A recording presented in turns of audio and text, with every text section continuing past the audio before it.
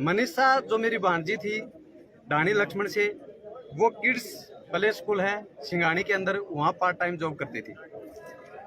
वहाँ से वो 11 तारीख को 1:58 पे बाहर आती है और वो आइडियल स्कूल और कॉलेज दोनों चीज़ें हैं, उसमें बीएससी के लिए वो एडमिशन के लिए जाती हैं, फॉर्म अप्लाई करने के लिए। वहाँ लगभग ये बात घटना है 2:15 बजे की। उसके बाद उस लड़की का कोई अता पता नहीं। 6 बज के शाम को 26 मिनट पे संजय जी के पास, जो मेरा जीजा जी है, लड़की का फादर है, उसके पास रिंग आती है। मात्र 10 सेकंड का फासला देके ही वापस रिंग करते हैं तो कोई उठा ही नहीं हुआ, रिंग स्विच ऑफ हो गया।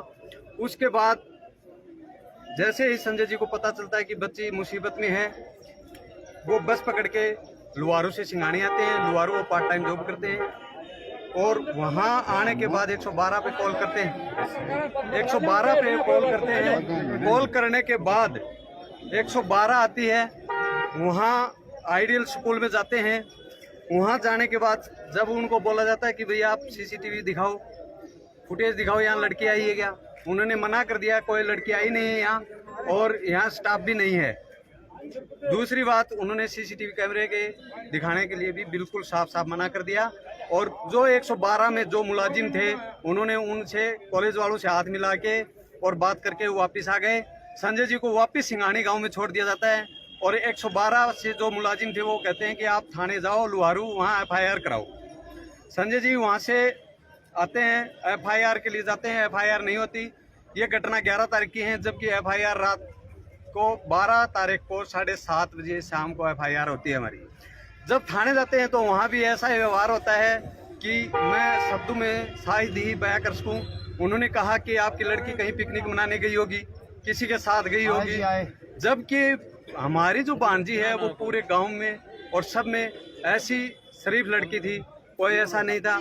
उसके बावजूद हमने वहाँ फोन वगैरह करा के वो FIR लास्ट में लॉन्च करवाई। उसके बाद ASI शकुंतला, जो कि आइडियल स्कूल में आती है, उसको भी वो स्कूल वाले मना कर देते हैं कि हम नहीं दिखाएंगे, आप जा सकते हो। 13 तारीख को प्रिंसिपल साहब आएंगे 11 बजे, उस टाइम हम आपको फुटेज दिखा देंगे। उसके बाद जितने भी फुटेज थे वहाँ कैमरे थे, उनसे सबसे छेड़छाड़ खाने की गई है। 12 तारीख की ये घटना घटने के बाद 13 को सुबह शकुंतला मैडम का ही फोन आता है कि सिंगानी में एक डेड बॉडी मिली है।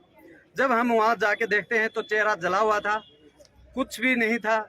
ऐसी बुरी तरह से निंदनीय घटना थी और वहाँ डेड बॉडी की हमने शिनाख्त की।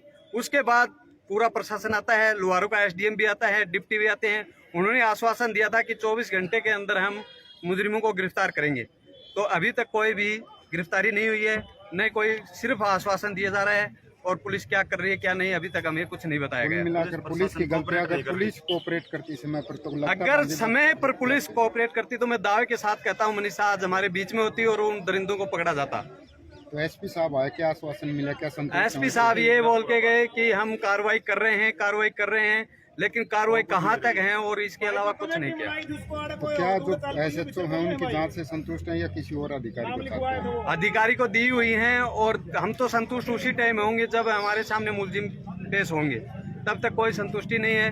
और हमारी मांग यही है, 112 का जो भी जाब्ता उस टाइम था उसको सस्पेंड किया जाए, लुहारू थाने को सस्पेंड किया जाए और जो भी मुलजिम है उनको जल्द से जल्द गिरफ्तार किया जाए, तब हम अंतिम संस्कार करेंगे हमारी बच्ची का, तब तक नहीं करेंगे। धन्यवाद।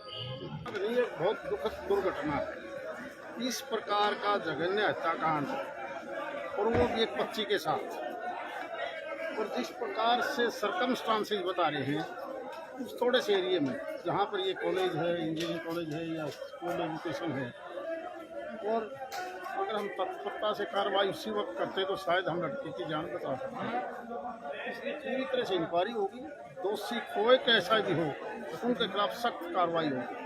जो भी ये 2-3 बातें लिखी हैं पंचायत की 21 आदमी कमेटी ने, उनका कागज हमने ले लिया और जैसा ये चाहते हैं उसी प्रकार की इंक्वायरी बहुत जल्दी करवा के दोषियों को सजा देंगे। सर, पुलिस पर सवाल उठाए जा रहे हैं जो ऐसे अगर वहाँ पर भी नेग्लिजेंसी है तो उनके खिलाफ भी कार्रवाई होगी।